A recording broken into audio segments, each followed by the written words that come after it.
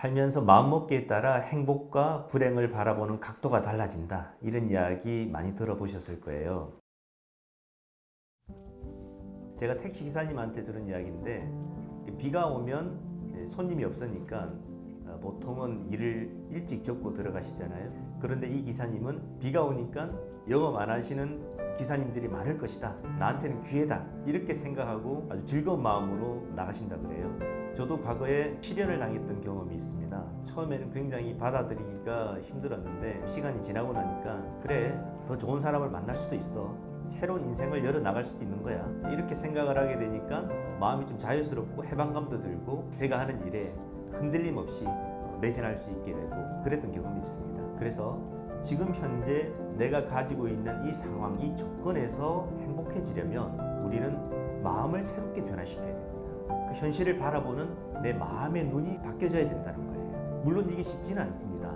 왜냐하면 오랫동안 우리는 고정된 마음으로 살아왔기 때문에 그 마음대로 살려는 관성이 있어요. 그런데 어린아이들은 그런 게 없어요. 싸워도 금방 까르르 웃고 서로 잘 지냅니다. 그러니까 마음에 앙금이 없는 거예요. 그런데 나이를 먹게 되면 우리는 어떻습니까? 나이가 들면 들수록 너 나한테 이랬지, 어디 한번 두고 보자, 이런 걸 마음속에 차곡차곡 우리는 쌓아두게 돼요. 하루에 조금씩 쌓아둔 게 10년, 20년 세월이 흐르다 보면 엄청난 질량으로 변해서 자기를 짓누르게 됩니다. 그래서 우리가 이렇게 쌓아둔 마음을 바꾼다라고 하는 것은 사실 쉽진 않는데요. 큰 병을 앓다가 회복되신 분들의 이야기를 들어보면 살아있는 것 자체가 얼마나 고마운 일인지 실감하게 된다고 합니다. 암을 극복한 사람들이 대부분 하는 말이 감사해라, 주변 사람에게 감사하며 살아라, 남 탓하지 말아라, 즐겁게 살아라, 이런 말을 한다 그래요.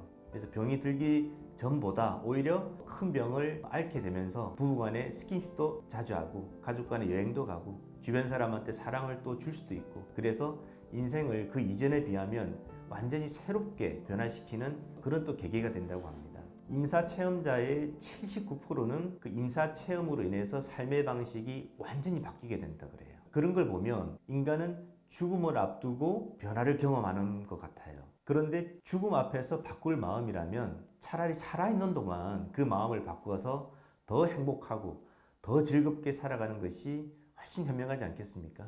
예전에 생각 바꾸기 프로그램을 참 많이 했어요. 그때 사례를 좀 소개해 드리면, 한 분은 초등학교 이제 선생님이셨는데 이분이 어렸을 때 그 오빠가 한 명 있는데 굉장히 차별 대우를 많이 겪었나 봐요. 그래서 그 남자에 대해서, 오빠에 대해서 적개심을 가지고 강한 분노감을 가지고 내가 남자한테 절대 내가 지지는 않겠다, 꼭 이겨야 된다, 이런 어떤 적개심, 경쟁심을 가지고 이렇게 살아오셨는데 당연히 부모님하고도 사이도 안 좋고요. 그런데 생각 바꾸기 프로그램을 좀 하면서 이분이 그 차별 대우를 받았던 그 기억을 굉장히 안 좋은 경험, 안 좋은 기억으로만 가지고 있었는데 지금 와서 곰곰이 생각해 보니까 차별 대우를 심하게 받았기 때문에 더 열심히 자기가 또 살려고 했었고 노력하려고 했었고, 또 학교에서도 그 여자아이들과 남자아이들을 절대 차별하지 않고 공정하게 이렇게 대할 수 있다고 그래요. 그래서 그런 경험이 안 좋은 기억인 줄만 생각했는데 전체적으로 그 자기 삶을 바라봤을 때는 어떤 새로운 깨달음,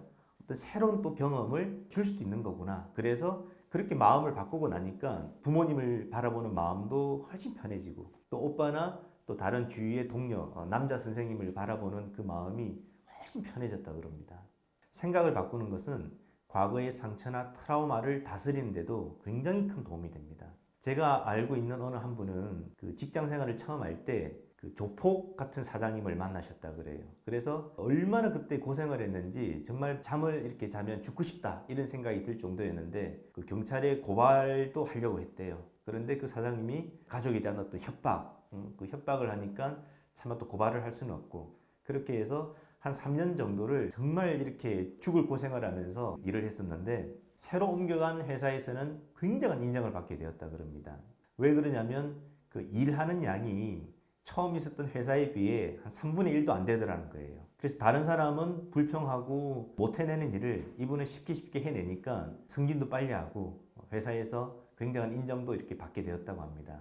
이런 경험을 하면서 그때는 내가 그 조폭 같은 사장님 밑에서 일할 때는 정말 지옥 같은 경험이었는데 그 경험이 나를 이렇게 단련시켜 주었구나, 이런 깨달음이 오더라는 거예요. 생각을 바꾸는 게 쉽지는 않지만 생각을 바꿀 수 있다면 우리 삶을 훨씬 더 유쾌하고 행복하게 살아갈 수가 있습니다.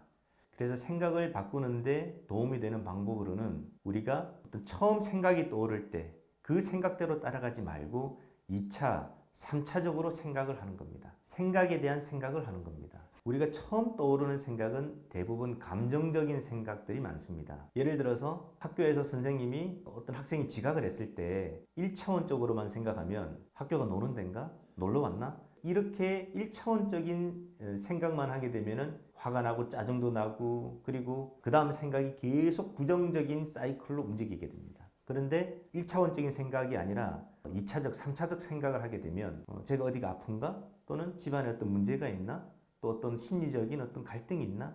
이렇게 2차, 3차 생각을 하게 되면 이렇게 이해하게 되고 감정적인 판단을 내리지 않게 됩니다.